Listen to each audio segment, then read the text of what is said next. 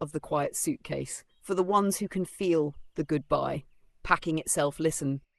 There's a kind of ending that doesn't slam the door, it just stops turning the knob. It happens in the small places, the way a good morning turns into a nod, the way laughter gets replaced by scrolling, the way two bodies share a bed like roommates sharing Wi-Fi. And you keep trying for years. You patch, you pray, you explain it again, but with gentler words this time.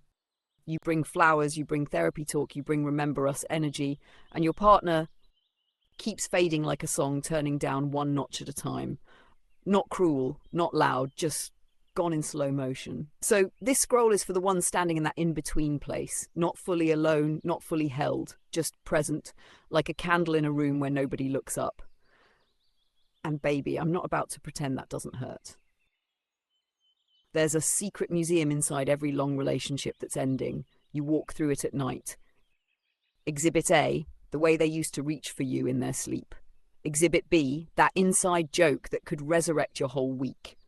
Exhibit C, the version of you that smiled without checking first if it was safe.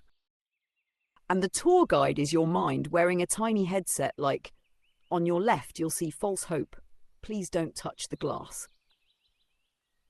You keep revisiting these rooms because you think memory is proof. But memory isn't proof. It's a receipt from a store might be closed now. And yes, you can grieve a living person. That's not dramatic. That's accurate.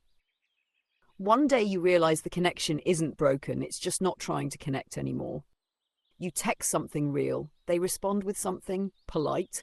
You bring up repair. They bring up snacks. You say, I miss you. They say, yeah, that's crazy. Suddenly, you're dating a ghost who still pays bills. Comedic, right? No, it's tragic with a laugh track. But here's what I need you to hear clearly. If you're the only one rowing, you're not in a relationship, you're in a workout, and you're tired because you've been doing emotional CrossFit for 2. The mirror tells the truth without being rude. There's a moment, almost spiritual, when you catch your own eyes in the mirror and you don't look like yourself. You look negotiated, you look minimized, you look like you've been watering a plant that refuses to be a plant. And you whisper something you've avoided, I deserve to be loved out loud. Not perfect love, not movie love, but love that shows up, love that participates, love that does not treat you like background noise in your own life. Some of us stayed so long that our love language became, I'll just take the crumbs, thanks, I'm fine. Translation, I am not fine, but I'm tired of explaining. Maybe if I word it like a TED talk. Maybe if I cry prettier. Beloved, no. If you have to write a dissertation to be treated right, you're not in love. You're in customer service and you have been employee of the month for 72 months straight. Go clock out. The sacred exit is also love. This part matters. Sometimes the most loving thing you can do is stop auditioning for affection. Not because you're bitter, not because you failed, but because you finally understand you cannot heal a bond with someone who is committed to staying numb. You can offer a bridge, you cannot force their feet to cross. So you begin the sacred exit. Which doesn't always mean leaving the house tomorrow. Sometimes it means leaving the illusion today. You stop begging for basic care. You stop over-explaining your pain. You stop performing happy so they can stay comfortable. You begin to return to yourself, little by little, like sunrise. Here are the stitches, not fluffy, real. 1, tell the truth once, cleanly, not 10 speeches, not 50 hints. 1 clear truth, what you need, what you notice, what you will no longer accept. If they dismiss it, that's data. 2, stop chasing closure from someone who won't hold the door.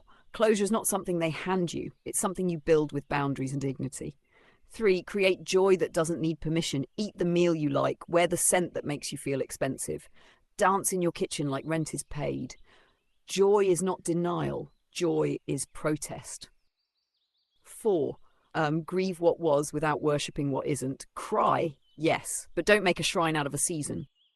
5, choose yourself in small ways daily. A walk, a journal, a new playlist, a new therapist, a new prayer. Tiny choices become a new identity. I do not abandon me. Here's the part nobody tells you because they're scared you'll finally be free. When you stop pouring your life into a cup with a hole in it, you start noticing how much life you actually have. Your laughter returns first, weirdly. Not the big belly laugh, more like the wait, I feel light for 2 seconds laugh. Then your appetite for beauty comes back. Then your creativity. Then your sleep. And one day you realize the love you were trying to extract from them was always trying to rise inside you. Not as a consolation prize, as a rebirth. Closing blessing for the one who's been holding it together. May you stop calling endurance love. May you stop calling absence busy. May you stop calling your intuition overthinking. May you become allergic to half-heartedness. May you feel joy without having to justify it. May you rebuild your life with your own hands and still keep your heart soft. And if the ending comes, let it come like truth, not like punishment, because you are not being erased. You are being returned to you. Until next time, your Sea Star Kiracy, channeled by 3611027, the Beautiful Whisperer. Our Sea Star Devalan CO. Apply the news you can use. You don't even have to say nothing. I already know. I know.